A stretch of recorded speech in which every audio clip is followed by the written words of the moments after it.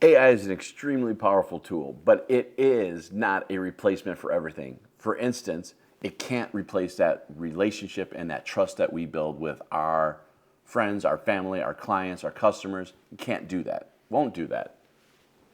Just can't happen. What I'm finding a lot of people doing is they're trying to use it for everything. You know, hey, I want to try this, let's do that. We want to do that, we want to do this, right? And it's definitely not horrible. It will give you results. It will give you solutions. But it can't. It's not there yet. Will it be there? Maybe. Will it won't be there? I don't know. I don't know how this is going to work in the end, but I will tell you one simple thing. Right now, today, and for the foreseeable future, it can't be you. It can't think for you. It can't replace you. But what I want us to do in here is have AI learn a little bit more about you. So when we're working inside these environments, we can actually make it a little bit better. We can make it a little bit stronger. But it comes from using this and identifying when, how, where is the best places to use the AI tool. Now, this isn't going to be the only way. These are just some quick, simple ways to do this. Because again, I've said this many times, AI is a great assistant, it's a great editor, and it's a great thinking partner.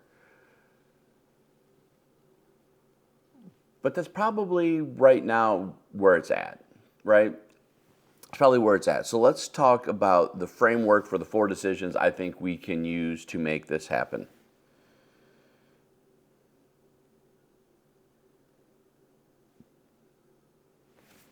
We can definitely use AI for speed, right? We can use it to help write emails quickly, make content better. Again, when you see my last video, hopefully it'll be on the screen somewhere.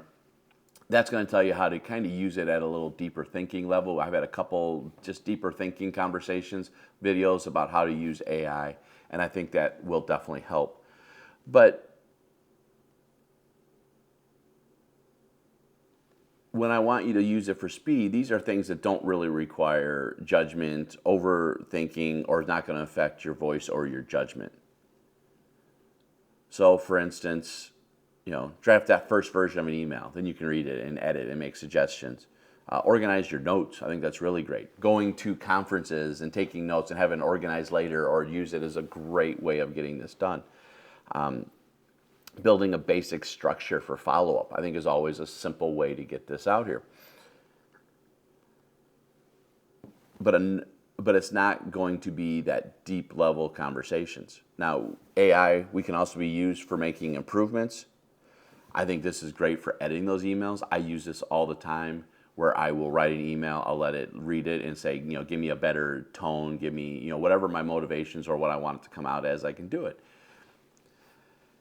Help me refine my marketing message is another definitely way. Clarifying explanations. I use this all the time. I teach this really quite a bit these days where I'm teaching people how to take some higher level analytics, higher level conversations and using it to clarify terms and conversations. And really using that as a script for videos kind of like this, where we have this in place. And then a really good tool for structuring a simple presentation. It's actually one of my favorite things to show people to do right now is how to really build customized, tailored presentations to your particular audience. But now here's some things to think about. We're going to slow down a little bit. Those high impact decisions can be good for it, right? But it's more of a thought partner. These are going to be decisions that are affecting money, clients, reputation, and even those long-term positionings. Examples, pricing strategies, negotiations, client advice, business direction. These are things that we can definitely use it for. But it should not be a way of just making the decision. You should be using your critical judgment. We should all be using our critical thinking in here for that conversation. Something earlier I called a second level thinking, second order thinking.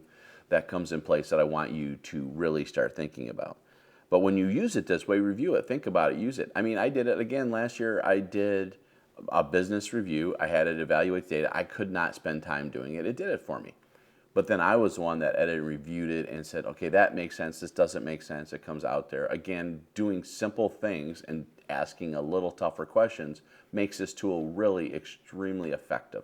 And now when I'm talking AI, folks, I'm just using simple terms. It's your favorite AI tool, Claude, ChatGPT, Gemini, Copilot, whatever it may be, use those tools. But you can do it out there.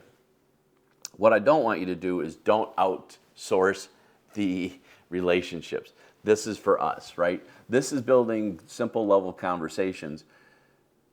But when you're doing this, don't let it do the sensitive conversations. Don't let it be the personal ones. Don't make this relationship building. Anything that requires emotion, I really wouldn't encourage. Because when you see AI communicate with you and it laughs or it does whatever, it's really not. It's really fancy programming. It's fun, right? It gives you validation. It gives you a little serotonin hit. So it's really good, but it's not going to be what you want it to be. It's not going to give you that conversation. Can you teach it to some degree? Sure. It's more and more mimicking at this point in time, but it can do it. So some things I want you to think about doing and trying to do in here is let AI draft a message, suggest a structure, or help with tone.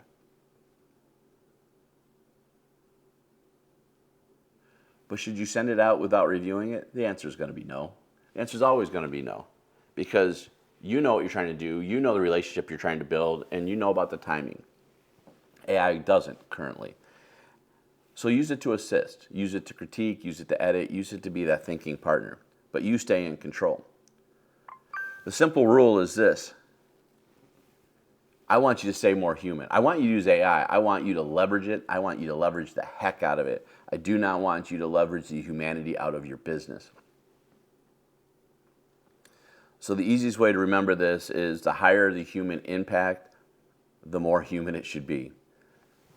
Speed tasks, improvement tasks should all be AI. High impact decisions will still be AI, but you're leading the conversation. But those relationships are all you, all day, all along.